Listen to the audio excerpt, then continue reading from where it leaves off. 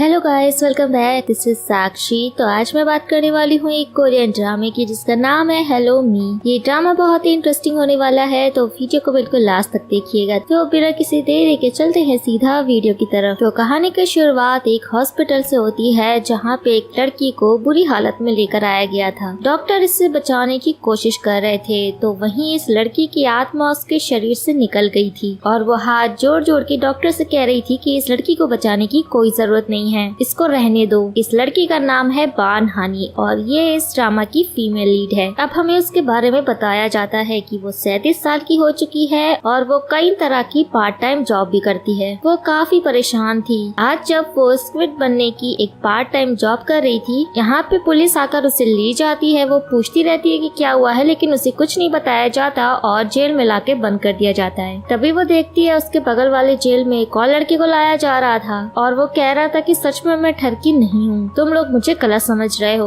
बान हानी भी इस लड़के को देखकर डर रही थी, पर वो लड़का कहता है कि तुम मुझे गलत मत समझो, मैं कोई ठरकी नहीं हूँ। इस लड़के का नाम हान यो ह्यून है। अब हमें हान के बारे में बताया जाता है कि ये बहुत ही रिच फैमिली से बिलोंग करता है और ये अपने डैड के पैसों को उड़ाता रहता है। उसे कमाना आता ही नहीं है। अब उसके डैड उससे कहते हैं कि तुम पैसा उड़ाना बंद कर दो, कि तुम एक हफ्ते में जितना पैसा उड़ाते हो मैं तुम्हें 1 महीने का टाइम देता हूँ, क्या तुम मुझे वो पैसा कमा के दे सकते हो। हान कहता है डैड 1 महीना देने की क्या जरूरत है, मैं तो वो पैसा आपको 1 हफ्ते में ही कमा के दे सकता हूँ। तो डैड कहते हैं अगर नहीं कमा पाए तो हान कहता है कि आप मुझे घर से बाहर निकाल देना। अब हान अपने सर्टिफिकेट लेकर निकलता है कि आज तो उसे जैसे जॉब मिल ही जाएगी, लेकिन उसे कहीं काम ही नहीं मिलता। अब उसे पैसे तो कमाने थे, इसीलिए वो लोगों की मसाज करना शुरू कर देता है। वो तो मसाज कर करके बहुत ही ज्यादा परेशान हो गया था, लेकिन यहाँ तो बहुत कम ही पैसे इकट्ठे हुए थे। अब वो चाहता है अपने डैड के पास ये पैसे लेकर, मगर उसके डैड कहते हैं कि अब तुम जल्दी से अपने कपड़े निकालो और निकल जाओ यहाँ से, मैं तुम्हें ये महंगे कपड़े भी नहीं पहनने दूंगा। पर हान की बुआ रोकती है कि रहने दीजिए, वो अपने ही घर का बेटा है, लेकिन वो उनकी बात भी नहीं सुनते और हान को यहाँ से निकालते हैं। हान उनसे डर के भागता है, उसके पास आधे अधूरे कपड़े थे और जब वो रोड पे ऐसे कपड़ों में निकलता है तो पुलिस वाले उसे ठरकी समझ लेते हैं और इसी वजह से वो उसे लॉकअप में डाल देते हैं। फिलहाल लॉकअप में तो बान हानी उससे डर रही थी, तो हान कहता है तो डरने की जरूरत नहीं है, ये कोट बहुत ही महंगा है, मैं सच में अमीर खानदान से हूँ और कोई ठरकी नहीं हूँ। अब इस पुलिस स्टेशन में स्टाइल मारते हुए एक लड़के की एंट्री होती है। इस लड़के का नाम एंथनी है और ये एक एक्टर है। बान हानी इस लड़के को देखकर पहचान गई थी। कुछ समय पहले की बात है, इस लड़के की एक मूवी की शूटिंग हो रही थी। वहाँ पे हानी भी गई हुई थी अपनी फोटोज खींचने के लिए, पर यहाँ पे इस लड़के को लगता है कि गलती से बान हानी ने उसके टॉयलेट करते हुए फोटो खींच ली है। तभी गुस्से में उसने बान हानी का कैमरा तोड़ दिया। हानी बहुत गुस्से में आ जाती है क्योंकि वो कैमरा उसके डैड का था।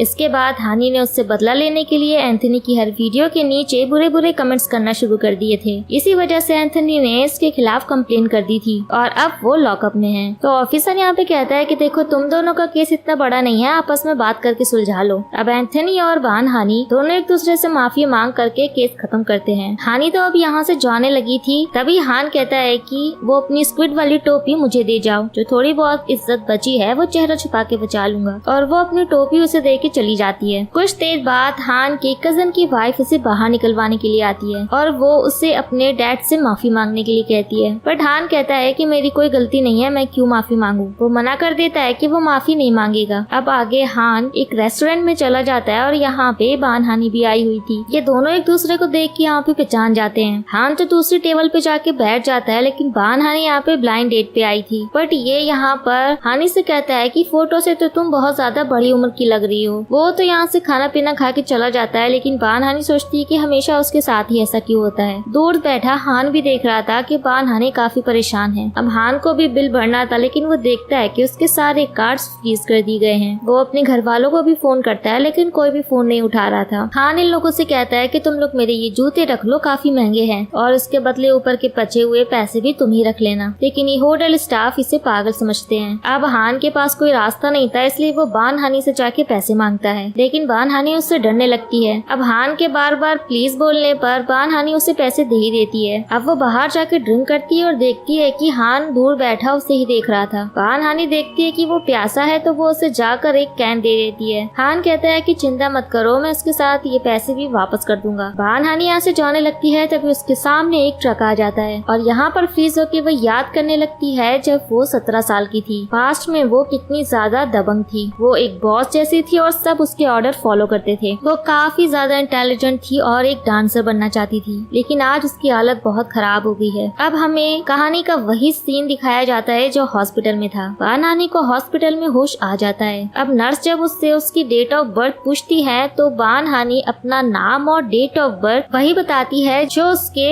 बराबर वाले बेड पे लेटी लड़की बता रही थी। अब बानहानी जब उस पेशेंट को देखती है तो हैरान हो जाती है कि ये तो वही 17 साल की बानहानी है, और वो उससे कहती है कि तुम यहाँ पे क्या कर रही हो। और छोटी बानहानी कहती है कि तुम मुझे कैसे जानती हो और तुम हो कौन। पास्ट वाली बानहानी प्रेजेंट वाली बानहानी को नहीं पहचान रही थी, लेकिन ये तो 17 साल की बानहानी को पहचान सकती है क्योंकि ये तो उसका छोटा ही रूप है। वो बार बार उससे यही पूछ रही थी कि तुम यहाँ कैसे आ सकती हो। डॉक्टर बानहानी को पागल समझते हैं और उसे लेके जाने लगते हैं। अब छोटी बानहानी जब हॉस्पिटल से बाहर निकलती है तो वो हान से टकरा जाती है। वो उसे देखकर कहता है कि तुम थोड़ी जानी पहचानी लग रही हो। तब वो हान से पूछती है कि ये फोन बूथ कहाँ पर मिलेगा, तो वो कहता है कि तुम कौन से जमाने से हो, अब ये फोन बूथ कहाँ पर चलते हैं। छोटी हानी समझ नहीं पा रही थी कि ये सब चल क्या रहा है, सब कुछ इतना बदला हुआ सा क्यों लग रहा है। वो टीवी देखती है और अपनी फेवरेट एक्ट्रेस को इतना बुढ़ा देखकर कहती है कि अचानक से इन्हें क्या हुआ, ये इतनी बूढ़ी क्यों लग रही हैं। तो हान कहता है कि तुमने टीवी कब से नहीं देखा है। उसके बाद वो वहाँ से चला जाता है। तभी ये छोटी बानहानी की नजर आज की तारीख के ऊपर पड़ती है और वो हैरान हो जाती है कि वो 20 साल आगे कैसे आ गई। तब उसे बानहानी की बात याद आती है कि तुम यहाँ पर कैसे आई, और उसके बाद वो तुरंत उसके पास भागती है। तब बानहानी छोटी बानहानी को समझाती है कि मैं 37 साल की हूँ और तुम 17 साल की हो, हम दोनों एक ही हैं। हम मुझे ये बताओ कि तुम पास्ट से यहाँ फ्यूचर में कैसे आई। छोटी हानी कहती है कि मुझे नहीं पता, पहले तुम ये बताओ कि तुमने मेरी शक्ल की क्या हालत बना रखी है। मैं जो इतनी खूबसूरत हूँ, तुमने 20 साल बाद मेरी इतनी बुरी हालत कर दी है। बानहानी कहती है कि ये सब छोड़ो, फिलहाल यहाँ से निकलते हैं। अब वो छोटी हानी को लेकर हॉस्पिटल से निकलने की कोशिश कर रही थी ताकि कोई उन्हें देख न ले, लेकिन तभी ये दोनों फिर से हान से टकरा जाते हैं। वो हानी से कहते हैं कि आंटी कहाँ बच के भाग रही हो, मैंने तुम्हारी जान बचाई है, देखो मेरे हाथ पे कितनी चोट भी लग गई है, तो कम से कम मुझे थोड़े पैसे तो दो ताकि मैं हॉस्पिटल का बिल भर सकूं। वो कहती है कि मैं तुम्हें पैसे दे दूंगी, पर मेरे यहाँ से निकलने में मदद करो। हान इन दोनों की मदद करा देता है। छोटी हानी तो बानहानी के साथ जाने के लिए रेडी नहीं थी, वो अलग जाने लगती है, बट यहाँ सब कुछ उसके लिए अलग था क्योंकि वो 20 साल आगे आ चुकी थी। पर जैसे तैसे बानहानी छोटी हानी को ढूंढ लेती है और फिर उसे घर ले आती है। अब छोटी हानी घर देखकर खुश होती है कि चलो शक्ल तो बिगाड़ दी है लेकिन घर तो अच्छा बनाया है। अब जब वो चेंज करके बाहर आती है तो देखती है कि बानहानी ने काम वाली के कपड़े पहने हुए थे। वो पूछती है कि ये क्या कर रही हो, तो बानहानी कहती है कि अरे ये मेरा घर नहीं है, ये मेरी बड़ी बहन का घर है। तो छोटी हानी को झटका लगता है क्योंकि बचपन में तो उसकी चलती थी, उसकी बड़ी बहन की नहीं। उसकी बड़ी बहन तो उससे दब के रहती थी, लेकिन आज तो उल्टा है, उसकी बड़ी बहन ने उसे ही अपने यहाँ पे काम वाली बना के रखा है। तो छोटी हानी कहती है कि आखिर तुमने इन 20 सालों में मेरे साथ क्या किया है। तभी इनकी बड़ी बहन हायोंग यहाँ पे आने लगती है और बानहानी छोटी हानी को छुपा देती है क्योंकि हायोंग उसे देख के पहचान जाती है। पर थोड़े ही समय बाद छोटी हानी से गड़बड़ हो जाती है, जिसकी वजह से हायोंग बानहानी को घर से बाहर निकाल देती है, सिर्फ आज रात के लिए, क्योंकि उसने उसकी गलती का पूरा इल्जाम अपने ऊपर जो ले लिया था। छोटी हानी भी बचते बचाते बाहर आती है। बड़ी हानी सोचती है कि मुझे अपने पैसे उस लड़के से वापस भी लेने हैं। इसके बाद वो हान को फोन मिलाती है क्योंकि हान ने उसे अपना फोन नंबर दिया था और उससे कहती है कि मुझे पैसों की जरूरत है, मेरे पैसे वापस कर दो। इसके बाद हान भी अपना बोरिया बिस्तरा लेके वहाँ पहुँच जाता है, लेकिन पैसे देने के लिए नहीं बल्कि वहाँ रुकने के लिए। और वो बानहानी से कहता है कि मेरे पास पैसे नहीं है, क्या मैं भी यहाँ पे रुक सकता हूँ। हान कहता है कि देखो तुम्हारी वजह से मेरा हाथ तो काम ही नहीं कर रहा है, थोड़ा तो सोचो मेरे बारे में, मुझे यहीं पर रुकने दो। बानहानी उसे अपने साथ यहाँ रुकने देती है। अब हान की यहाँ भी शहजादों वाली हरकतें शुरू हो जाती है कि सिर्फ अंडे कौन खाता है, तुम्हें तो चिकन भी मंगाना चाहिए था। छोटी हानी उसे गुस्से में घूर घूर के देख रही थी। हान कहता है कि मुझे क्यों घूर रही हो। इसके बाद वो बानहानी से पूछता है कि क्या ये लड़की हमेशा तुम्हारे साथ रहती है, ये है कौन, क्या ये तुम्हारी बेटी है या फिर तुम्हारी छोटी बहन। बानहानी कहती है कि अपने काम से काम रखो। अगले दिन जब बानहानी अपने पार्ट टाइम जॉब पर जाती है तो पता चलता है कि उसे कंपनी से निकाल दिया गया है और उसके ऊपर इल्जाम लगाया गया है कि तुम्हारी वजह से कंपनी की काफी बदनामी हुई है, तुमने इतनी बड़ी गड़बड़ कर दी है। वो गड़बड़ बानहानी ने नहीं की थी, मगर फिर भी बेचारी बार बार माफी मांग रही थी ताकि उसे उसकी पार्ट टाइम जॉब वापस मिल जाए। जब ये सब कुछ छोटी हानी देख लेती है तो उससे देखा ही नहीं जाता। उसके बाद वो बानहानी को बहुत सुनाती है, क्या तुम्हारी कोई रिस्पेक्ट नहीं है, तुमने मेरी क्या हालत बना दी है। जरा देखो मुझे 20 साल पहले मैं कितनी कॉन्फिडेंट थी, लेकिन अब जब से आई हूँ तब से बस यही देख रही हूँ कि हर एक से माफी मांगती रहती हूँ, भले ही गलती तुम्हारी हो या ना हो।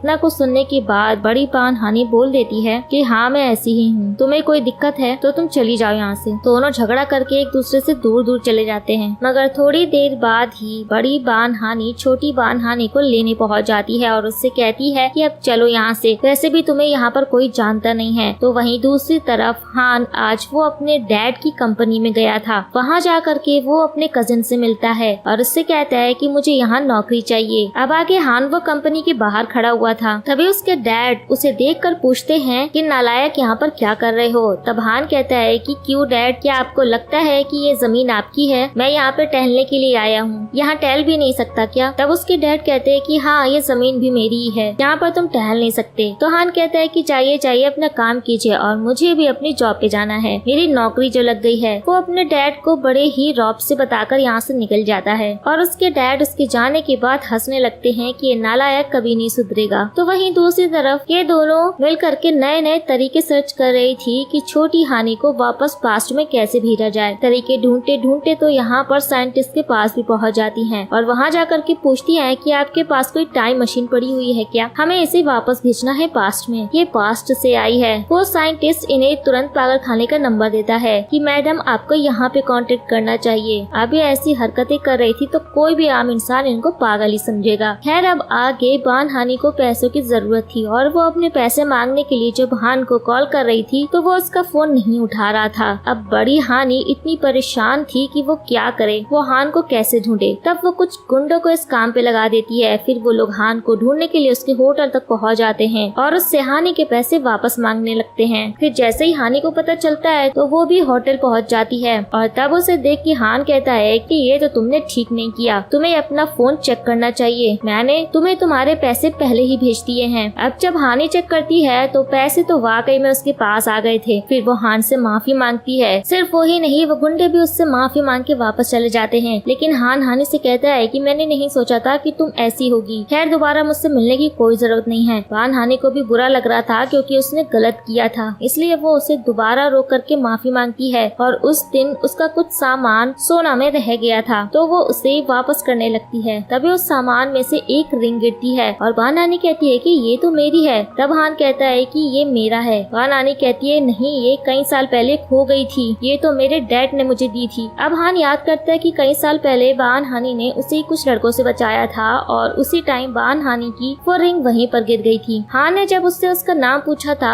तब बहन हानि ने कहा था कि मैं सुपर हीरो हूँ। अब वो बहन हानि से कहता है कि तुम ये रख सकती हो, अब मैंने तुम्हारा की रिंग ढूंढा है तो तुम्हें भी मुझे ट्रीट देनी पड़ेगी, हम दोबारा मिल सकते हैं। अब आगे हम देखते हैं कि बहन हानि डिसाइड करती है कि अब वो नारेबाजी करके ही अपनी जॉब वापस लेगी। अब वो जहाँ काम करती थी उसी कंपनी के हेडक्वार्टर्स के बाहर जा करके डांस करके प्रोटेस्ट करने लगती है। उसके साथ में छोटी हानि भी थी। असल में ये कंपनी किसी और की नहीं बल्कि हान के डैड की ही थी। अब वहीं जब हान के डैड खाना खाने के लिए जाते हैं तो एक असिस्टेंट उनसे बोलता है कि बस कीजिए और कितना लेंगे, अब आपकी उम्र हो चुकी है। अब वो देखते हैं कि ये असिस्टेंट है कौन, तो वो देखते हैं कि ये तो उन्हीं का बेटा हान है। वो उससे पूछते हैं कि तुम यहाँ कर क्या रहे हो। अब वो कहता है कि मेरे पास इतने सारे सर्टिफिकेट्स हैं तो यहाँ तो मुझे एक असिस्टेंट की जॉब मिली गई। वो उससे कहते हैं कि चले जाओ यहाँ से, तुमसे ये काम नहीं होगा। वो कहता है कि डैड आप मुझे कभी कोई काम करने क्यों नहीं देते हैं। तो उसके डैड कहते हैं कि अगर तुम 100 दिन भी यहाँ पे काम करते हुए टिक गए तो मैं तुम्हें घर वापस बुला लूंगा। हान कहता है डैड अब कह दिया है तो मुकरिएगा मत अपनी बात से। दूसरी तरफ बहन हानि बहुत ज्यादा खुश थी क्योंकि वो किसी के सामने झुकी नहीं थी बल्कि अपने हक के लिए लड़ रही थी। इसी वजह से वो नाचते गाते छोटी हानि के साथ घर पहुँच जाती है और वहाँ उसकी बहन इन दोनों को साथ में देख लेती है। बहन हानि भूल गई थी कि उसे छोटी हानि को छुपाना था। बहन हानि उससे कहती है कि मैं तुम्हें सब समझाती हूँ, लेकिन यहाँ पर तो उसकी बहन कुछ और ही समझ जाती है। वो कहती है कि तुमने सबसे कैसे छुपाया कि तुम्हारी इतनी बड़ी बेटी है। बहन हानि को तो समझ ही नहीं आ रहा था कि उसे क्या बोलना है, लेकिन छोटी हानि बोलने लगती है कि आंटी मेरी मॉम को माफ कर दीजिए, हमने आपको कुछ भी नहीं बताया। बहन हानि हैरान हो जाती है कि आखिर ये चल क्या रहा है। हानि की बड़ी बहन कहती है कि मैं मॉम को कुछ नहीं बताऊंगी, लेकिन तुम दोनों मेरे घर में नहीं रह सकती हो, निकल जाओ यहाँ से। बहन हानि तो मान जाती है, लेकिन छोटी हानि इतनी शांति से चुप रहने वाली नहीं थी। वो सीधे जाती है अपनी बड़ी बहन के पास और कहती है कि आंटी मैं और मेरी मॉम तो यहाँ से चले जाएंगे, लेकिन मेरी मॉम ने जो यहाँ इतने साल तक बर्तन मांजे हैं और पोछा लगाया है उसके पैसे कौन देगा। और वैसे एक और बात आंटी भूलो मत कि आप 20 से टकली हो, ये बात किसी को पता नहीं है, तो अब आप हिसाब बराबर कर दीजिए, हम यहाँ से चले जाएंगे। इसके बाद बड़ी बहन दोनों को मिलने बुलाती है और पैसे देकर कहती है कि अब हिसाब बराबर हुआ। तो अब मेरी नजरों से दूर चली जाना। तो बान हानी कहती है कि नहीं, हमें पैसों की जरूरत नहीं है, लेकिन जब वो अमाउंट देखती है तो वो खुशी से नाचने ही लगती है, क्योंकि वो अमाउंट काफी ज्यादा था, इतना कि इन्होंने अब अपने लिए एक नया छोटा सा घर ले लिया था जो कि इन्हें बड़े सस्ते में मिल गया था। अब आगे बान हानी को हान का फोन आता है और वो उससे कहता है कि तुम भूल गई क्या कि तुम्हें मुझे पार्टी देनी है। हानी कहती है कि अभी मेरे पास टाइम नहीं है, क्योंकि मैं अभी नई जगह पे शिफ्ट हुई हूँ। अब हान ने उस नई जगह का एड्रेस सुन लिया था, तो बस वो उस एड्रेस के बारे में पता करता हुआ पहुँच जाता है वहीं खुद एक रूम लेने के लिए, ताकि वो भी उसी जगह रह सके। हान वहीं पे शिफ्ट हो जाता है और ऐसे ही ये लोग आपस में टकरा जाते हैं। तो हान कहता है कि तुम भी यहीं पे रहती हो क्या? मैं तो बहुत टाइम से यहाँ पे रहता हूँ। बान हानी समझ गई थी कि ये जरूर झूठ बोल रहा है। अब बान हानी वहीं पास स्टोर में जाती है शॉपिंग करने के लिए। तो वहाँ से उन्हें पता चलता है कि तुम जिस घर में आई हो, मैंने सुना है वहाँ पे भूत नहीं रहती है, तभी तो वो बिक नहीं रहा था, शायद इसीलिए तुम्हें सस्ते में मिल गया। अब इन दोनों की हालत खराब होने लगती है। दोनों डरती हुई घर पे पहुँचती है। रात को भी जब सोती है तो उन्हें डर लगता है। अगले दिन अब बान हानी की मेहनत रंग लाई थी, क्योंकि अब उसे उसकी जॉब दोबारा मिल गई थी और इस बार उसे एक डेस्क जॉब मिली थी। इसके बाद वो खुश होकर अपने लिए नए कपड़े खरीदने जाती है। दूसरी तरफ हान के डैड ने उस पर नजर रखवाई हुई थी। हान से तो ये सब काम 100 दिन तक नहीं होने वाला था, ऊपर से उसे पता भी चल गया था उसके नजर रखवाने के बारे में। तो फिर वो उसी सेक्रेटरी को पकड़ लेता है और उससे कहता है कि तुम्हें पता है ना मैं कौन हूँ, तुम्हारे बॉस का बेटा। आज नहीं तो कल मैं वापस जरूर जाऊंगा, फिर तुम्हारा क्या होगा? इससे बेहतर है कि तुम मेरे लिए काम करो। अब वो डर के उसके लिए सारे काम करने लगता है। अब आगे हानी का पहला दिन था ऑफिस में। दूसरी तरफ हान ने अपने ही सेक्रेटरी से कॉफी मंगवाई थी। जब वो कॉफी लेकर जा रहा था तो वो कॉफी बान हानी के ऊपर ही गिर जाती है। उसका पहला दिन ही खराब हो जाता है, लेकिन वो कुछ कर भी नहीं सकती थी, इसलिए उसे ऐसे ही ऑफिस में जाना पड़ता है। यहाँ पर हान की सिस्टर इन लॉ बान हानी को देख करके काफी हैरान होती है कि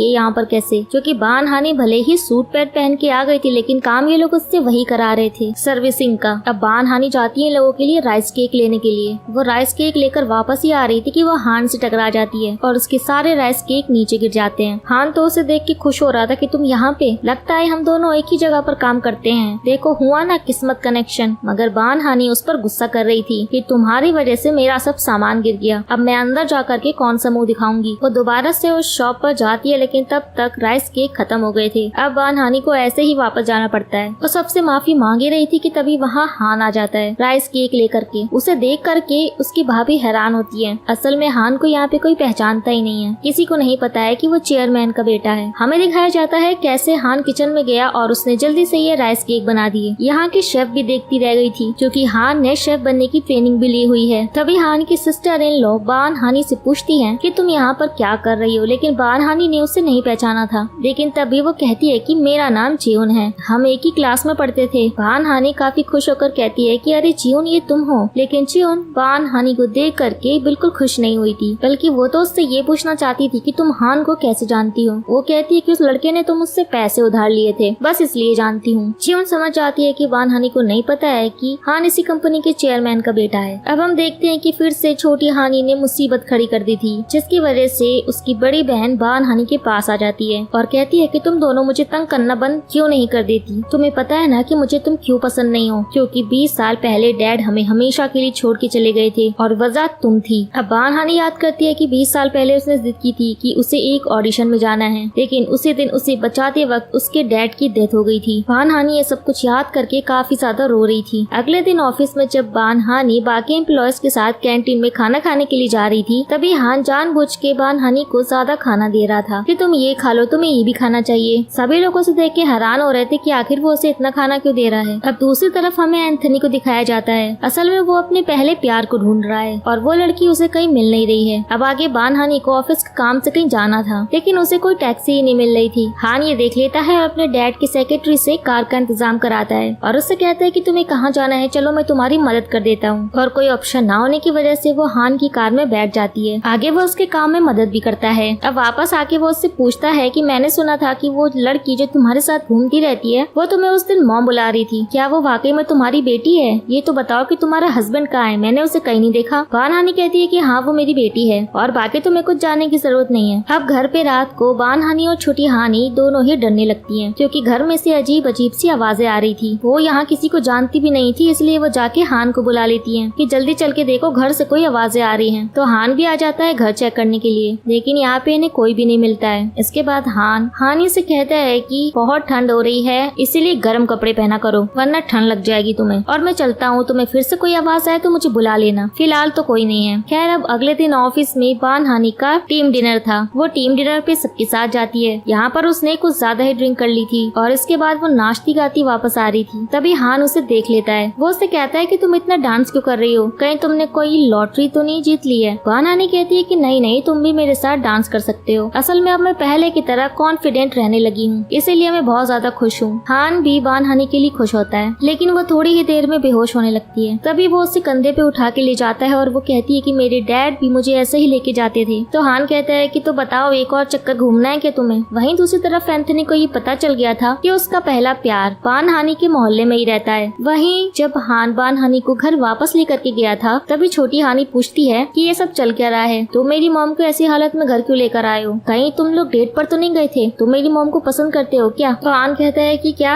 मैं और इसे पसंद करता हूँ। तो बान हानी खड़ी हो जाती है और कहती है कि मैं बताती हूँ, और इतना कहते ही वो हान के ऊपर वॉमिट कर देती है। दूसरी तरफ एंथनी अपने पहले प्यार का घर ढूंढता हुआ वहाँ पे पहुँच गया था। वो गेट खटखटाता नहीं सीधा अंदर आ गया था। वहाँ वो हान को देख के हैरान होता है और हान उससे पूछता है कि तुम कौन हो और यहाँ क्या कर रहे हो। तभी छोटी हानी बाहर आती है और एंथनी कहता है कि बान हानी तुम, असल में उसका पहला प्यार कोई और नहीं बल्कि बान हानी ही थी। तो हान कहता है कि अरे ये बान हानी नहीं, उसकी बेटी है। बान हानी तो वहाँ लेटी हुई है, पर तुम उसे कैसे जानते हो। तभी एंथनी बान हानी को देखता है और उसका तो सिर ही घूम जाता है कि ये तो वही लड़की है जिसको उसने लॉकअप में बंद करवाया था। बान हानी भी उठ जाती है और कहती है कि एंथनी हमारा तो हिसाब बराबर हो गया था ना उस दिन। इसके बाद तो वो सीधे उसके मुंह के ऊपर कुल्लाई कर देती है। उसको तो चक्कर ही आने लगते हैं कि ये सब क्या देख लिया। उसकी बचपन वाली बान हानी को आज क्या हो गया है। वो तो सदमे में वापस ही चला जाता है। वहीं छोटी हानी हान को ट्रैक सूट ला करके देती है। हान कहता है कि तुम्हारी मॉम की वजह से मेरा महंगा सूट खराब हो गया है, उसे ड्राई क्लीन करा करके वापस दे देना। वैसे वो लड़का तुम्हारी मॉम को कैसे जानता है। बान हानी कहती है अच्छा एंथनी वो तो मेरे साथ स्कूल में पढ़ता था। हान कहता है क्या। हान हैरान होता है तो वो कहती है मेरा मतलब है मेरी मॉम के साथ स्कूल में पढ़ता था। तो हान कहता है वैसे तुम सच में अपनी मॉम की तरह दिखती हो। तो हान कहता है कि मैं भी बचपन में एक बार उससे मिला हूँ।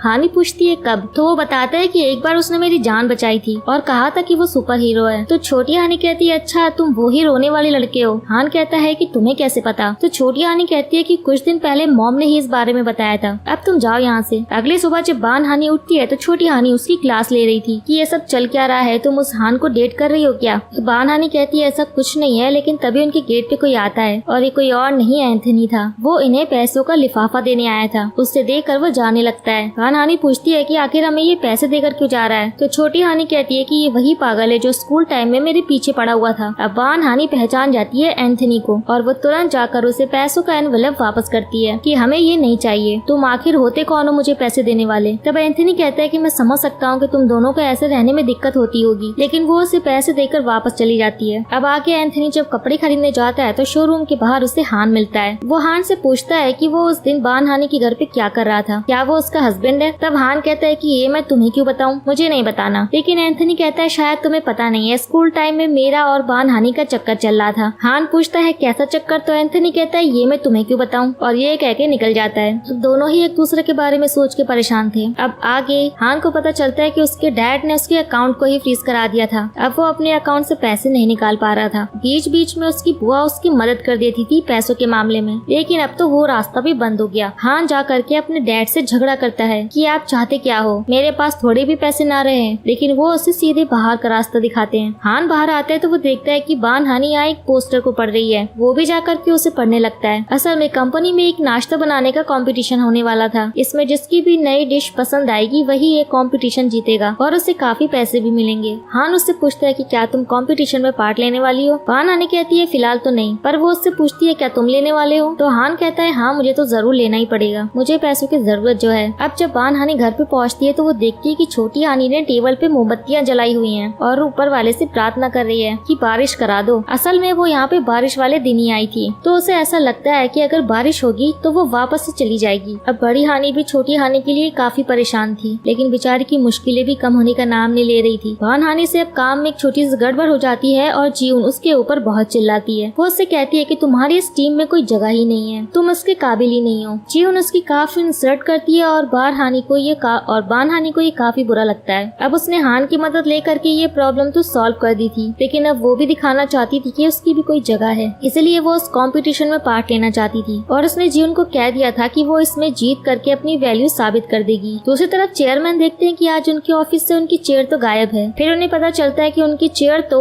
उनका बेटा हान अपने किचन में ले गया है। हान उस चेयर के ऊपर बैठा अपनी सेक्रेटरी से कह रहा था कि अब तुम देखो मैं कैसे उससे बदला लेता हूँ। अब से तू और मैं एक टीम है और हम कंपटीशन में जीत करके दिखाएंगे और अपने डैड को रोड पे ले आऊंगा। ये सब कुछ बहुत जल्द मेरा होगा। दूर से चेयरमैन उसकी नौटंकी देख के परेशान हो रहे थे। अब आगे बान हानी हान को जा करके शुक्रिया बोलती है आज उसकी मदद करने के लिए और फिर उसे डिनर पे ले जाती है। और यहाँ पे बान हानी उसे बताती है कि वो भी उस कंपटीशन में पार्ट लेने वाली है। फिर वो उससे पूछती है कि क्या तुम मेरी टीम बनोगे। हान तो सोच में पड़ जाता है कि बान हानी तो सामने से टीम बनने के लिए सोच रही है, पर मैंने तो 3 से 4 लोगों को बता दिया है कि मैं उनकी टीम बन करके उन्हें कंपटीशन में जिता दूंगा। लेकिन वो बान हानी से कहता है कि तुम चिंता मत करो, अब से हम दोनों एक टीम है और हम ये कंपटीशन जीतेंगे। और बाकी सब लोगों को मैसेज कर देता है कि अब से मैं तुम्हारी टीम नहीं हूँ, अब तुम लोग अपना अपना देख लो। अब घर लौटते वक्त तो हान बान हानी से पूछ ही लेता है कि तुम्हारा उस एंथनी के साथ कोई चक्कर था क्या। लेकिन बान हानी कहती है कि नहीं, मेरा उस एंथनी के साथ कोई भी चक्कर नहीं था। अब ये जानने के बाद तो हान बहुत ही खुश होता है। अब अगले दिन बान हानी को पनिशमेंट में वॉलंटियर सर्विस देने के लिए जाना था। उसने जो एंथनी के खिलाफ कमेंट्स किए थे उसी के चक्कर में उसे पनिशमेंट मिली थी। अब बान हानी छोटी हानी को भी अपने साथ ले जाती है। जब ये लोग सर्विस देने के लिए जाते हैं तो देखते हैं कि हान भी यहाँ पर आया हुआ है। हानी उससे पूछती है कि तुम यहाँ पे क्या कर रहे हो। हान यहाँ पे याद करता है कि जब एंथनी ने कहा था कि उसके और बान हानी के बीच में चक्कर चल रहा था तो जेलेसी में उसने भी बुरे बुरे कमेंट्स किए थे और उसी की सजा उसे भी मिल गई। लेकिन बान हानी को वो कुछ नहीं बताता। बस बान हानी को वो इतना कहता है कि गलतियाँ किससे नहीं होती है, मैं भी पनिशमेंट की वजह से यहाँ पर हूँ। बल्कि हान के साथ साथ तो एंथनी भी यहाँ पर आया हुआ था। हान को काम करता हुआ देख करके एंथनी को बड़ा अच्छा लग रहा था। अपनी पनिशमेंट पूरी करने के बाद अब रात को ये सभी डिनर करने के लिए साथ में बैठते हैं। एंथनी को यहाँ पर खाना बहुत अच्छा लगता है। अब कुछ देर बाद को देखते हैं कि क्लीनर आकर के कहती है कि तुम में से टॉयलेट कौन गया था, पूरी टॉयलेट जाम करके आया है। हमें पता चलता है कि ये सब तो एंथनी ने किया था क्योंकि उसी ने इतना सारा खाना ठूस ठूस के जो खाया था और उसी की वजह से टॉयलेट जाम हो गई थी। अब सब उसके खिलाफ बुरे बुरे कमेंट्स करने लगे थे। लेकिन तभी बान हानी बोलती है कि टॉयलेट मैं गई थी और मेरी वजह से ही टॉयलेट जाम हुई है। इसके बाद तो एंथनी उसको प्यार भरी नजरों से देखता ही रहता है। इसके बाद एंथनी बान हानी से कहता है कि चलो मैं तुम्हें घर छोड़ दूंगा। लेकिन हान भी यहाँ पे जानबूझ के एंथनी की कार में बैठ जाता है और कहता है कि मैं भी वहीं जा रहा हूँ, मुझे भी लिफ्ट दे दो। पूरे रास्ते एंथनी बान हानी को देखकर खुश हो रहा था और हान जेलस हो रहा था और कहता है जल्दी चलो मुझे नींद आ रही है। अब बान हानी और छोटी हानी अंदर जाने लगती है लेकिन एंथनी उन्हें मुस्कुरा के देखते ही रहता है। हान तो बस जेलस ही होता रहता है। लेकिन एंथनी हानी को कॉफी पीने के लिए कहता है और वो उसे ऊपर ले जाती है। लेकिन हान भी कंपटीशन के बारे में कुछ डिस्कस करने का बहाना करके आ जाता है। इसके बाद एंथनी हान को रोक करके पूछता है कि क्या तुम बान हानी को पसंद करते हो। लेकिन हान कहता है कि अगर मैं उसे पसंद भी करता हूँ तो क्या हुआ। इतने में ही अंदर से उन दोनों के चिल्लाने की आवाज आती है और ये दोनों अंदर भागते हैं और देखते हैं कि घर में सामान यहाँ वहाँ फैला हुआ था, मतलब कि जरूर कोई यहाँ आया था। अचानक से सब लाइट्स बंद हो जाती हैं और इन्हें पता चलता है कि घर के अंदर कोई तो है। बान हानी कहती है कि ये लहसुन उठाओ, जरूर यहाँ पर कोई भूत है। उसके बाद ये सब डर के मारे उसे उठा लेते हैं और भूत को भगाने लगते हैं। ये लोग उसके पीछे पीछे भागने लगते हैं और आज तो इन्होंने उसे पकड़ ही लिया था। असल में ये कोई भूतनी नहीं थी, ये तो बान हानी के मकान मालकिन की बेटी थी। इससे बात करने से इन्हें पता चलता है कि ये नहीं चाहती थी कि उसकी मॉम ये घर किसी को किराए पे दे। वो खुद इसे अपना स्टूडियो बनाना चाहती थी और यही वजह है कि वो इतने टाइम से सबको यहाँ पे डरा रही थी। अब अगली सुबह हान बान हानी के यहाँ पे पहुँच जाता है और उसे चल के कंपटीशन के लिए नई डिश बनाने को कहता है। इसके बाद एंथनी बान हानी के यहाँ पे आता है उसके लिए कॉफी लेकर के, मगर यहाँ पे तो सिर्फ छोटी हानी थी और वो उससे कहती है कि तुम सुबह सुबह दिमाग खराब करने के लिए आ गए, मॉम तो यहाँ पे नहीं है, वो अपने कंपटीशन के लिए गई है हान के साथ। अब एंथनी ये जान करके जेलिस हो रहा था। दूसरी तरफ चेयरमैन को पता चलता है कि हान बान हानी के साथ कंपटीशन में पार्ट ले रहा है, तो ये जान करके वो खुश होते हैं क्योंकि वो बान हानी को पसंद करते हैं और अब उन्हें भी लगता है कि हान सुधर रहा है। उसके बाद गाँव से बान हानी की मॉम और दादी आ गई थी उसकी बड़ी बहन हायंग के यहाँ पे। वो उसे फोन करके मिलने के लिए बुलाते हैं। बान हानी की दादी को डिमेंशिया है। जब वो बान हानी से मिलने के लिए आती है तो वो उससे पहचानती ही नहीं है, बस बार बार कहती रहती है कि मुझे बान हानी से मिलना है। दूसरी तरफ छोटी हानी को पता चलता है कि उसकी दादी यहाँ पर आई हुई है, तो उसका भी मन था उनसे मिलने के लिए और वो किसी को बिना बताए हाय उनके यहाँ पहुँच जाती है। पहले तो दादी सो रही थी लेकिन जैसे ही छोटी हानी वहाँ से जाने लगती लगती है तभी दादी उठ जाती है और उससे हानि कह के पहचान लेती है। वो उनसे मिलकर के काफी खुश हुई थी। जाते हुए हानि को दादी एक चार्जर देती है और कहती है कि अपनी फोन को चार्ज कर लेना, तुम फोन नहीं उठाती हो। हानि चार्जर लेकर के वहाँ से जाने लगती है, लेकिन तभी वो अपनी मॉम से टकरा जाती है। वो देख कर के हैरान होती है कि ये लड़की तो हानि की तरह लग रही है। वो उसे बुलाने लगते हैं, लेकिन छोटी हानि यहाँ से भाग जाती है। सब हैरान होते हैं कि ये लड़की कौन थी जो कि बिल्कुल बान हानि की तरह दिख रही थी। इसके बाद एंथनी अपने पुराने स्कूल गया था और वहाँ जाके वो याद कर रहा था कि बान हानि की फादर के डेथ में कहीं न कहीं वो भी जिम्मेदार है। दूसरी तरफ बान हानि की मॉम उससे मिलने के लिए आती हैं। उसने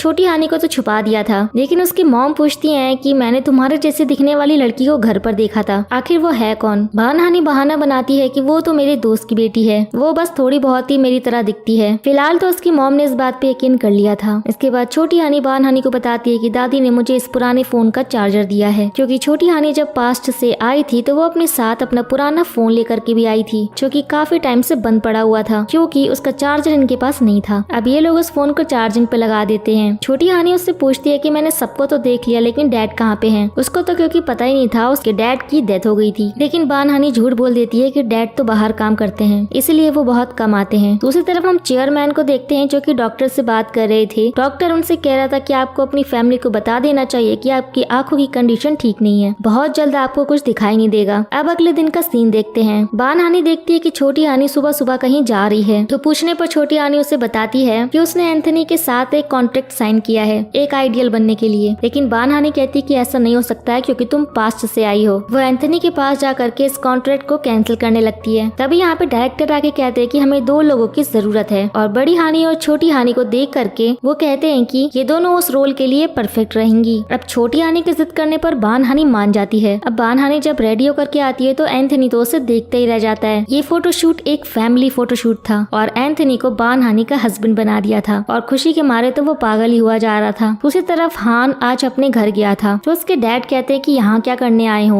वो कहते हैं कि आपसे मिलने थोड़ी ना आया हूँ, अपने कजिन से मिलने आया हूँ। लेकिन असल में हान अपनी पहली कमाई से अपने डैड के लिए एक टी शर्ट लेके आया था। हान के सामने तो चेयरमैन कोई रिएक्शन नहीं देते, मगर उसके जाने के बाद वो बहुत खुश हो रहे थे। दूसरी तरफ बुआ जब हान को बाहर छोड़ने के लिए गई थी तो वो उससे कहती है कि तू इस कंपटीशन को छोड़, मैं तुझे बाहर घूमने के लिए भेज देती हूँ। पर हान कहता है कि नहीं, मुझे तो इस बार कंपटीशन में पार्ट लेना ही है। लेकिन हान के जाने के बाद बुआ कुछ ठीक नहीं लग रही थी, जैसे उन्हें ये बिल्कुल भी अच्छा नहीं लगा। अब फाइनली कंपटीशन का दिन आता है। इन दोनों ने डिसाइड किया था कि बान हानि प्रेजेंटेशन देने के लिए स्टेज पर जाएगी। इधर बान हानि प्रेजेंटेशन दे रही थी, तो दूसरी तरफ उसी पुराने फोन पे आज एक कॉल आता है और छोटी हानि डर जाती है कि इस फोन पे कॉल कैसे आ सकता है, जबकि ये तो उसके साथ पास्ट से आया है। वो फोन रिसीव करने जा ही रही थी कि उसकी बड़ी बहन हायोंग आ जाती है। वो फोन उठा ही नहीं पाती। दूसरी तरफ उन दोनों की प्रेजेंटेशन बहुत अच्छी गई थी, इसीलिए ये लोग रात को सेलिब्रेट करने के लिए डिनर पे आते हैं। हान बान हानि से बोलता है कि तुम्हारी ये बेटी बिल्कुल वैसे ही लगती है जैसे तुम हाई स्कूल में लगती थी। बान हानि पूछती है कि तुमने मुझे कब हाई स्कूल में देखा, तो हान उसे कहता है कि सुपरमैन में वही हूँ जिसे तुमने बचाया था। बड़ी हानि को याद नहीं था क्योंकि बहुत साल हो गए थे। तभी छोटी हानि उसे साइड में ले जाती है, वरना उसका झूठ पकड़ा जाता। छोटी हानि उसे बताती है कि ये वही लड़का है जिसकी हमने एक बार जान बचाई थी। बड़ी हानि को भी सब याद आ जाता है। फिर ये लोग न्यूज देखते हैं कि आज बारिश होने वाली है, और फिर तो ये दोनों यहाँ से भाग जाती हैं शमन के पास जाने के लिए। हान तो उन्हें रोकता ही रहता है कि तुम दोनों मेंढक हो क्या, जो बारिश की बात सुनते ही भाग गई। असल में इन लोगों ने एक शमन से बात की थी कि जिस दिन बारिश होगी उस दिन वो पास्ट वाली हानि को दोबारा से पास्ट में भेज देंगे। अब शमन बान हानि के फोन पे कॉल कर रहा था, लेकिन बान हानि का फोन जल्दी में हान के पास ही छूट गया था। हान फोन रिसीव कर लेता है और शमन बिना कुछ भी सुने सब कुछ बोल देता है। उस पास्ट वाली लड़की को मत लेकर के आना, उसके ऊपर खतरा है। हान परेशान हो जाता है कि ये पास्ट वाली लड़की है कौन। उसे छोटी हानि की बातें अजीब लगने लगती हैं और सारी चीजें उसके दिमाग में घूमने लगती हैं। वही देखते हैं दूसरी तरफ छोटी हानि और बड़ी हानि का एक्सीडेंट हो जाता है। नेक्स्ट सीन में ये दोनों हॉस्पिटल बेड पे थी। हान भी यहीं पर था। बान हानि को होश आ जाता है और वो हान को देखती है। उसे देखते ही वो पूछती है कि छोटी हानि कहाँ पे है। तब हान कहता है कि तुम उस पास्ट से आई लड़की की बात कर रही हो, वो भी ठीक है। बान हानि ये सुन के हैरान हो जाती है और उससे पूछती है कि तुम्हें इस बारे में कैसे पता चला। तब हान उसे शमन को दिखाता है जो कि यहीं पर था। शमन बान हानि को बताता है कि उस लड़की के ऊपर अभी भी खतरा है, इसीलिए उसे घर में रखो। और वो शमन ये भी बताता है कि उस लड़की के यहाँ आने की सिर्फ एक ही वजह है कि कोई उससे बहुत डेस्परेटली मिलना चाहता है, किसी को उसकी जरूरत है। अब बान हानि हान का शुक्रिया बोलती है आज फिर से उसकी मदद करने के लिए। तब हान कहता है कि तुम अपना ध्यान रखो, मैं किसी को इस बारे में नहीं बताऊंगा क्योंकि कोई भी मेरी बात पे विश्वास करेगा भी नहीं। अब दूसरी तरफ चेयर चेयरमैन ने अपनी इस बीमारी के बारे में अपनी बहन के बेटे डोयंग को बता दिया था और उससे कहा था कि तुम इस बारे में किसी को भी नहीं बताओगे, हान को भी नहीं। दूसरी तरफ हायुन छोटी हानि के बारे में सोच रही थी कि मुझे नहीं लगता कि वो बान हानि की बेटी है, तो आखिर वो है कौन। अब बान हानि ने छोटी हानि को भी बता दिया था कि हान को सब कुछ पता चल गया है। दूसरी तरफ हम देखते हैं कि हान के डैड का वो सेक्रेटरी जो हान की बात मानना था, वो तो हान की बुआ के साथ मिला हुआ था। उसकी बुआ कुछ तो प्लानिंग कर रही थी। वो अपनी डॉटर इन लॉ जियोन के पास भी जाती हैं। वो उसे डराते हुए कहती हैं कि तुम्हें मेरा एक काम करना पड़ेगा। अब जियोन को हम रात को ऑफिस में देखते हैं। वो बान हानि के कंप्यूटर में कुछ तो करने आई थी। अब बान हानि अगली सुबह ऑफिस आती है और यहाँ पे आके वो सुनती है कि उसके और हान की टीम कंपटीशन जीत गई है। वो खुशी मना ही रही थी कि इतने में इन्वेस्टिगेशन टीम आती है और उससे कहती है कि तुम्हारा आइडिया चोरी का था। वो लोग उसे इन्वेस्टिगेशन के लिए ले जाते हैं और वो लोग हान को भी इन्वेस्टिगेशन के लिए ले जाते हैं। दोनों से एक एक करके पूछताछ होती है। ये दोनों अपनी सफाई देने की कोशिश कर रहे थे। अभी दोनों बाहर आते हैं तो हान बान हानि को घबराया हुआ देख करके कहता है कि तुम्हें चिंता करने की जरूरत नहीं है, जब हम दोनों ठीक है तो हमारे साथ कुछ भी गलत नहीं हो सकता। अब बान हानि जब अपने घर आती है तो देखती है कि छोटी हानि घर पे नहीं थी और उसे हर जगह ढूंढने लगती है। उसे छोटी हानि कहीं भी नहीं मिलती, लेकिन जब वो वापस आती है तो वो देखती है कि वो तो घर पर बैठ करके ही नूडल्स खा रही थी। यहाँ बड़ी हानि उसे डांटती है कि जब मैंने मना किया तो तुम कहीं बाहर नहीं जा सकती। तो यहाँ पे इन दोनों के बीच में लड़ाई होने लगती है। बड़ी हानि अब बाहर चली जाती है। दूसरी तरफ हान सबूत ढूंढ रहा था कि उसने और बान हानि ने कोई भी आइडिया नहीं चुराया है। अब उसे अपनी बुआ को लेकर के भी कुछ शक होता है और फिर वो अपने सेक्रेटरी से ही पूछता है कि क्या तुम्हें लगता है कि इन सबके पीछे मेरी बुआ का हाथ है। उसको तो कोई आइडिया ही नहीं था कि ये सेक्रेटरी भी उसके साथ मिला हुआ है। दूसरी तरफ डोयंग को भी पता चल जाता है कि उसकी मॉम इन सब में मिली हुई है। वो उनसे पूछता है कि आप हान के साथ ऐसा क्यों कर रही हैं। वो कहती है कि मैंने ही उनके आइडिया को चुरा करके दूसरी कंपनी को दिया था। वैसे भी चेयरमैन बहुत जल्दी ही अंधे होने वाले हैं और उसके बाद कंपनी किसे संभालनी है, आखिरकार मुझे ही। डोयंग को यहाँ पे सब समझ में आ जाता है कि उसकी मॉम के इरादे क्या हैं। डोयंग कहता है कि मैं अभी जा करके आपका सच सबको बताता हूँ। उसके बाद वो उसे उसी दिन की रिकॉर्डिंग दिखाती है जब जीहुन बान हानि के कंप्यूटर में कुछ कर रही थी। वो कहती है कि ये मैंने नहीं किया तो तुम्हारी वाइफ नहीं है। दूसरी तरफ जीहुन बान हानि से मिलने के लिए उसके घर गई थी। वो छोटी हानि से भी मिलती है और छोटी हानि तो उससे मिलके कुछ ज्यादा ही खुश थी क्योंकि वो दोनों पहले दोस्त जो थी। जीहुन कहती है कि तुम्हारी बेटी तो बिल्कुल तुम्हारी जैसी है, ऐसा लग रहा है मैं तुमसे ही बात कर रही हूँ। यहाँ इन दोनों के बीच में जो बचपन में गलतफहमी हुई थी वो भी दूर हो जाती है। हमें पता चलता है कि उस रात जीहुन ने बान हानि के कंप्यूटर में कुछ गड़बड़ की ही नहीं थी। अब हान अपने भाई डोयंग से मिलने के लिए गया था और उससे कहता है कि मुझे लगता है कि इन सब के पीछे बुआ का ही हाथ है। तो डोयंग उससे सबूत मांगता है। इसके बाद डोयंग अपनी मॉम के पास जाकर के कहता है कि मैं आपके साथ हूँ। असल में डोयंग अपनी वाइफ से बहुत प्यार करता है और उसे बचाना चाहता है, इसीलिए वो अपनी मॉम का साथ देने के लिए भी रेडी हो गया। दूसरी तरफ छोटी हानि और बड़ी हानि जब अपने घर पे वापस पहुँचती है तो पहले से ही इनकी मॉम वहाँ पे बैठी हुई थी और आज वो इन दोनों को साथ में देख लेती है और फिर वो उनसे पूछने लगती है कि आखिरकार ये लड़की है कौन। वो छोटी हानि को पकड़ के पूछने लगती है कि तुम कौन हो। छोटी हानि रोते हुए उन्हें मॉम बुलाती है। पीछे से हायोंग भी आ गई थी और उसने भी ये सब सुन लिया था। हायोंग कहती है कि ऐसा कैसे हो सकता है, मुझे तो यकीन ही नहीं हो रहा है। अब बान हानि ने अपनी मॉम और हायोंग को सब कुछ बता दिया था कि ये लड़की बान हानि ही है जो पास्ट से आई है। जब उसकी मॉम कहती है कि हाँ ये मेरी ही बेटी है, क्या मैं अपनी बेटी को नहीं पहचानूंगी। वो रोती हुई छोटी हानि को शांत कराती है। दूसरी तरफ बुआ ने कंपनी में जो कुछ भी चल रहा था उसे जानबूझ करके न्यूज चैनल पे टेलीकास्ट करवा दिया था और ये न्यूज देख करके चेयरमैन की तबीयत बहुत ज्यादा बिगड़ जाती है और हॉस्पिटल से सीधे हान को फोन पहुंचता है। इधर हॉस्पिटल में चेयरमैन के पास डोयंग था और उनकी आंखें पूरी तरह से चली गई थी। उन्हें अब कुछ भी नहीं दिख रहा था। हान यहाँ पर पहुंच जाता है और उनसे पूछता है कि आप ठीक तो है ना, आप कुछ बोल क्यों नहीं रहे हैं। लेकिन चेयरमैन तो उसकी तरफ देख भी नहीं रहे थे। वो डोयंग से कहते हैं हान को बाहर भेजने के लिए। डोयंग हान को समझाता है कि अंकल अभी ठीक है, तुम जाओ यहाँ से। हान चला जाता है। उसके बाद चेयरमैन डोयंग से कहते हैं कि उसे बिल्कुल भी पता नहीं चलना चाहिए। जब उसकी मॉम की डेथ हुई थी तो मैंने देखा है वो कितनी बुरी तरीके से टूट गया था। वो मेरी ऐसी हालत नहीं देख पाएगा। दूसरी तरफ छोटी हानि फिर से अपने डैड के बारे में इन लोगों से पूछने लगती है। तब उसकी मॉम और हायोंग दोनों ही हैरान होते हैं। बड़ी हानि इन लोगों को बाहर लेकर के आती है और वो उन्हें बताती है कि वो उस टाइमलाइन से आई है जहाँ पे डैड जिंदा थे। इसे नहीं पता है कि डैड की डेथ हो चुकी है। फिर ये दोनों कहते हैं कि फिर तो हमें काफी संभल के रहना पड़ेगा। अब अगले दिन बान हानि और हान को फोन पहुंचता है कि उनके ऊपर जितने भी इल्जाम लगे थे वो हटा दिए गए हैं। उनके खिलाफ कोई भी सबूत नहीं मिला है, इसलिए वो कंपनी में काम करने के लिए वापस आ जाते हैं। लेकिन दूसरी तरफ बुआ का दिमाग तो खराब हो रहा था कि कैसे कोई भी सबूत नहीं मिला। इसके बाद वो जीवन की तरफ देखती है और उससे अकेले में कहती है कि तो तुमने मुझे धोखा दे ही दिया। जीवन कहती है कि माफ कीजिए लेकिन मैं इतनी नीचे नहीं गिर सकती हूँ। अब हान कंपनी में तो वापस आ गया था लेकिन उसे अभी भी बुआ के ऊपर शक था कि बुआ कुछ तो गड़बड़ कर रही है क्योंकि कंपनी में रीस्ट्रक्चरिंग होने वाली थी। काफी पुराने एम्प्लॉयज को यहाँ से निकाला जा रहा था। इसी बारे में बात करने के लिए लिए वो अपने डैड के पास हॉस्पिटल जाता है। यहाँ आकर के उसे पता चलता है कि उसके डैड यहाँ पे नहीं है। वो डोएंग को फोन मिलाता है तो वो कहता है कि चेयरमैन ट्रिप पर चले गए हैं। चेयरमैन ने डोएंग से कहा था कि हान मेरे बारे में पूछे तो उसे कुछ भी मत बताना। अब हान ये भी नोटिस करता है कि उसका सेक्रेटरी भी कुछ दिन से काम पर नहीं आ रहा है। वो उसका एड्रेस पता करते हुए वहाँ पर पहुँच जाता है। यहाँ पे उसे पता चलता है कि सेक्रेटरी की दादी की तबीयत बहुत खराब थी, तो वो उनकी मदद करने लगता है। इससे सेक्रेटरी को भी काफी गिल्टी महसूस होता है। वो हान का शुक्रिया करता है उसकी मदद करने के लिए। तभी हान उससे पूछता है कि तुम मुझे सच सच बताओ, तुम मेरी बुआ के साथ मिले हुए हो ना, और कंपनी में चल रही सारी गड़बड़ के पीछे मेरी बुआ का हाथ है। और यहाँ पर आज सेक्रेटरी सब कुछ बता देता है और वो हान से माफी भी मांगता है कि उसकी मजबूरी थी, इसलिए उसे बात माननी पड़ी। अब हान रात को कंपनी में जाता है किसी काम से, तो यहाँ पर वो अपनी बुआ और डोएंग की बातें सुन लेता है कि वो चेयरमैन को उनकी पोजीशन से हटाने की बात कर रहे हैं। और यहाँ हान को ये भी पता चलता है कि उसके डैड की आंखें चली गई हैं। और ये सब जानने के बाद हान को बहुत बड़ा झटका लगता है। इसके बाद जब बान हानी वापस लौटती है तो वो अपने घर के बाहर हान को देखती है और उससे पूछती है कि तुम यहाँ बाहर क्यों खड़े हो। बान हानी उसे अंदर ले आती है और आज हान बान हानी को उसके नाम से बुलाता है और कहता है कि मैं तुम्हें कैसा लगता हूँ, क्या मैं अच्छा इंसान हूँ। बान हानी कहती है कि हाँ तुम बहुत अच्छे इंसान हो। हान कहता है कि अगर मैं वैसा इंसान नहीं हुआ जैसा तुम मुझे समझ रही हो तो प्लीज मुझसे नफरत मत करना, मैं बुरा नहीं हूँ। अगले दिन हान डोएंग की कार का पीछा करता है ये देखने के लिए कि उसके डैड कहाँ पर हैं। हान दूर से ही अपने डैड को देख करके काफी इमोशनल हो रहा था कि उसके डैड कितनी तकलीफ में है। दूसरी तरफ हम देखते हैं कि बुआ ने शेयर होल्डर्स की मीटिंग रखी थी और वो रीस्ट्रक्चरिंग के प्लान को आज पास करवाने वाली थी। और तभी यहाँ पे हान एंट्री लेता है और आकर के कहता है कि मैं इसके खिलाफ हूँ। लेकिन बुआ कहती है कि तुम सिर्फ चेयरमैन की बेटी हो, तुम यहाँ पर वोट नहीं दे सकते। लेकिन तभी पीछे से चेयरमैन भी आते हैं और कहते हैं कि मैं भी इसके खिलाफ हूँ, यहाँ कुछ भी ऐसा नहीं होने वाला है। वो सबको यहाँ से जाने के लिए कह देते हैं। अब हम पिछला सीन देखते हैं कि हान अपने डैड के पास गया था और रोते हुए कह रहा था कि आप ऐसा कैसे कर सकते हैं, मुझे और बाकी एम्प्लॉयज को काम से कैसे निकाल सकते हैं। तब चेयरमैन कहते हैं कि कौन किसे निकाल रहा है, तुम ये क्या बकवास कर रहे हो। तब हान यहाँ पे उन्हें सब कुछ बता देता है और वो ये भी कहता है कि हाँ मुझे ये भी पता है कि आपकी आंखें चली गई हैं और आपने इतनी बड़ी बात अपने बेटे से छुपा कर रखी। आपको क्या लगता है कि मैं आपका साथ नहीं दूंगा, मैं हमेशा आपके साथ हूँ। वो अपने डैड का हाथ पकड़ के रोने लगता है। तभी चेयरमैन भी उसे शांत कराने लगते हैं। फिर हम उसी सीन पे आते हैं। बुआ अपने भाई के ऊपर चिल्ला रही थी कि आप मेरे साथ ऐसा कैसे कर सकते हैं, मैंने इस कंपनी के लिए बहुत कुछ किया है तो मैं ये कंपनी लेकर के ही रहूंगी। अब पूरी कंपनी में ये बात पता चल जाती है कि रिस्ट्रक्चरिंग नहीं होने वाली है क्योंकि चेयरमैन का बेटा यहाँ पे आ गया है। सब लोग ये जानना चाहते थे कि चेयरमैन का बेटा है कौन। सब लोग देखते हैं कि चेयरमैन को उनका बेटा लेकर के आ रहा है और ये कोई और नहीं था, ये हान था जो उन्हीं के बीच में काम कर रहा था। बान हानी ये देख करके हैरान होती है और उससे तो यकीन ही नहीं हो रहा था। वो जा करके जियोन से पूछती है कि क्या ये सच है, तो जियोन कहती है कि हाँ ये सच है, हान हमारी ही फैमिली का मेंबर है और चेयरमैन का बेटा। बान हानी यकीन नहीं कर रही थी कि कल तक वो उससे थोड़े से पैसे मांग रहा था, वो इतनी बड़ी कंपनी के चेयरमैन का बेटा है। अब हान बान हानी के घर पे आता है और वो उससे पूछती है कि क्या तुम मेरे साथ कोई मजाक कर रहे हो। वो उससे कहता है कि ये कोई मजाक नहीं है, ये सच है। ऐसी कई और भी चीजें हैं जो मैं तुम्हें अभी नहीं बता सकता, लेकिन तुम मुझ पे विश्वास रखो, मैं जल्दी तुम्हें सब कुछ बता दूंगा। दूसरी तरफ बुआ भी शांत रहने वाली नहीं थी। उन्होंने फिर से शेयर होल्डर्स की मीटिंग बुलवाई थी कि अब तो चेयरमैन को दिख ही नहीं रहा है तो वो कंपनी कैसे संभालेंगे। वो चेयरमैन को उनकी पोजीशन से हटाना चाहती थी। हान को पता चलता है तो वो अपने डैड के मैनेजर से बात करता है कि मुझे अब क्या करना चाहिए। वो उसे कहता है कि तुम्हें जा करके बाकी शेयर होल्डर्स से बात करनी होगी कि वो तुम्हारा साथ दे। अब हान बान हानी के पास जा करके सब कुछ बता देता है कि कंपनी में क्या कुछ चल रहा है और उसे शेयर होल्डर्स को मनाना है। बान हानी उसकी मदद करने के लिए मान जाती है। इसके बाद वो कंपनी में सारे एम्प्लॉयज का एक ग्रुप बनाती है और सबको पूरी सिचुएशन समझा देती है। सभी लोग अपने चेयरमैन को सपोर्ट करना चाहते थे। अब ये लोग अलग अलग ग्रुप्स में जा करके शेयर होल्डर्स से बात करते हैं और उन्हें अपनी तरफ करने की पूरी कोशिश करते हैं। दूसरी तरफ एंथनी के ऊपर एक मुसीबत आ गई थी। किसी ने उसकी पुरानी फोटो पब्लिश कर दी थी कि इसने तो प्लास्टिक सर्जरी करवाई है। पहले ये बहुत बदतमीज हुआ करता था, अब धीरे धीरे एंथनी के फैन कम होने लगते हैं और एंटी फैन बढ़ने लगते हैं। अब दूसरी तरफ शेयर होल्डर्स की मीटिंग का दिन आ चुका था। अब डोएंग की वाइफ जियोन उससे कह रही थी कि तुम ये सब कुछ मत करो, चेयरमैन का साथ दो। पर डोएंग कहता है कि क्या तुम जानती हो कि ये सब कुछ मैं तुम्हें ही बचाने के लिए कर रहा हूँ। अब जियोन को जब पूरा सच पता चलता है तो वो कहती है कि उसने तो कोई गड़बड़ की ही नहीं है। अब जाकर के डोएंग को सच पता चला था, लेकिन डोएंग फिर भी कहता है कि अब मैं बहुत आगे आ चुका हूँ। दूसरी तरफ छोटी आनी अपनी मॉम के साथ जाने के चक्कर में चोरी छुपे उनकी कार में जाके बैठ जाती है, लेकिन यहाँ उसे पता चलता है कि उसकी मॉम तो मेमोरियल साइट पे आई थी, उसकी डैड की मेमोरियल साइट पे। ये देख करके उसे बहुत ही बड़ा सदमा लगता है। इधर बान हानी के पास फोन पहुंचता है और वो तुरंत निकलती है। उसने मीटिंग का रिजल्ट भी नहीं सुना था कि क्या हुआ। तभी हान बाहर आता है और सभी एम्प्लॉयज को बताता है कि हम जीत गए हैं, चेयरमैन कहीं भी नहीं जा रहे हैं। फिर हमें पता चलता है कि असल में डोयोंग ने अपनी मॉम के खिलाफ सारे सबूत शेयर होल्डर्स के सामने रख दिए थे कि उसकी मॉम ने कितने घपले किए हैं, जिस वजह से शेयर होल्डर्स ने उन्हें नहीं हटाया। दूसरी तरफ दोनों बानहानी रोई जा रही थी और उनकी मॉम उन्हें समझाने की कोशिश कर रही थी कि उसमें तुम्हारी कोई भी गलती नहीं थी, तुम्हारे पिता को तुम्हारी वजह से कुछ भी नहीं हुआ था। वो बड़ी बानहानी से भी माफी मांगती कि आज तक मैंने तुमसे ये बात नहीं कही। अब बानहानी वापस से कंपनी आती है और वहाँ पे आके उसे पता चलता है कि चेयरमैन को नहीं निकाला गया। वो हान को कांग्रेचुलेशंस बोलती है। अब रात को ये दोनों वापस आ गए थे। हान भी उसके घर आ गया था। अब बानहानी के उस पुराने फोन में आज फिर से कॉल आती है। बानहानी जब उस फोन को उठाती है तो सामने से उसके डैड बोल रहे थे। हान हैरान होकर पूछता है कि तुमने कहा था कि तुम्हारे डैड इस दुनिया में नहीं है, तो फिर फोन किसका आया है। बानहानी उसे शांत करवाती है। बानहानी के डैड उससे कहते हैं कि पास्ट से आई हानी के पास अब ज्यादा समय नहीं बचा है, कोई भी रास्ता ढूंढ करके तुम्हें उसे वापस भेजना होगा। अब बड़ी हानी छोटी हानी को ये सब कुछ बता देती है और ये सब लोग मिल करके उस शमन के पास जाते हैं। शमन कहता है कि उसके पास सिर्फ 7 दिन ही बचे हैं, उससे पहले ही उसे वापस जाना होगा। दूसरी तरफ एंथनी मीडिया के सामने जा करके सारे इल्जामों को एक्सेप्ट करता है और फिर सबके सामने माफी मांगता है। इसके बाद वो बानहानी के पास भी जाता है और उससे कहता है कि मुझे तुम्हें एक बात बतानी है। उस टाइम हाई स्कूल में जब तुमने मुझे रिजेक्ट किया था, तब गुस्से में मैंने तुम्हारे डैड को बताया था कि तुम ऑडिशन देने जा रही हो और उसी दिन जब वो तुम्हें रोकने के लिए जा रहे थे तब उनका एक्सीडेंट हुआ था। इसमें सब गलती मेरी है, मैं ही जिम्मेदार हूँ। बानहानी कहती है कि नहीं, इसमें तुम्हारी गलती नहीं है, मेरी मॉम ने मुझे समझाया है, जो होना था वो हो गया, इसमें किसी की कोई गलती नहीं है, तुम्हें खुद को गलत मानने की जरूरत नहीं है। एंथनी कहता है कि तुम सच में बहुत अच्छी हो और फिर वो चला जाता है। अब देखते हैं कि छोटी हानी के पास सिर्फ 2 ही दिन बचे थे और वापस जाने का रास्ता भी नहीं था। लेकिन आज छोटी हानी के सपने में उसके डैड आते हैं और वो वही जगह देखती है जहाँ उसके डैड ने पहली बार कैमरा खरीदा था। पास में एक टनल थी, शायद यही वो रास्ता था। अब अगली सुबह बानहानी को छोटी हानी का एक लेटर मिलता है कि वो यहाँ से जा रही है, उसे रास्ता मिल चुका है। बानहानी नहीं समझ पा रही थी कि आखिर वो गई कहाँ पे, क्या वाकई में रास्ता मिला भी है या नहीं। वो हान के साथ मिलकर उसे ढूंढने लगती है और जैसे तैसे टनल के पास पहुँच जाती है। छोटी हानी बड़ी हानी को समझाती है कि यही एक रास्ता है। हान भी उसे समझाता है कि आज आखिरी दिन है, ट्राई करने में कुछ नहीं जा रहा। बानहानी मान जाती है। फिर वो छोटी हानी का हाथ पकड़ के खुद उस टनल के उस पार लेकर जाती है। जाते हुए रास्ते में वो काफी बातें करती है। छोटी हानी बड़ी हानी से कॉन्फिडेंस के साथ जीने के लिए कहती है और उसकी तरफ बनने के लिए कहती है। उसके बाद छोटी हानी गायब हो जाती है। वो अपने टाइम लाइन में वापस पहुंच गई थी। फिर हम देखते हैं कि असल में बानहानी अपनी कहानी हमें सुना रही थी। वो बताती है कि हान ने अब कंपनी ज्वाइन कर ली है और चेयरमैन की तबीयत ठीक नहीं है, इसलिए वो रेस्ट ले रहे हैं और अपनी पोजीशन उन्होंने डोयोंग को संभालने के लिए दी है। वो और हान धीरे धीरे बहुत ज्यादा अच्छे दोस्त बन गए हैं। वहीं दूसरी तरफ एंथनी ने एक्टिंग का करियर छोड़ दिया है, उसने एक रेस्टोरेंट खोला है और अब हान बानहानी को फ्लावर्स देता है और कहता है कि क्या हम साथ में एक नई शुरुआत कर सकते हैं। बानहानी भी मान जाती है। इसके बाद बानहानी हमें बताती है कि वो मैं खुद ही थी जिसे मेरी सबसे ज्यादा जरूरत थी। मैं चाहती थी कि कोई मुझ में वो पुराना कॉन्फिडेंस ला करके भर दे, शायद इसीलिए मैं पास्ट से खुद से मिलने के लिए आई थी। वो खुद को ही थैंक यू बोलती है और इसी के साथ ये ड्रामा यहीं पर एंड हो जाता है। सो गाइस, आपको ये वीडियो कैसा लगा हमें कमेंट करके जरूर बताइएगा। वीडियो को लाइक और चैनल को सब्सक्राइब करना बिल्कुल भी ना भूले। तो अब मिलते हैं नेक्स्ट वीडियो में, जब तक के लिए take care and tata bye bye.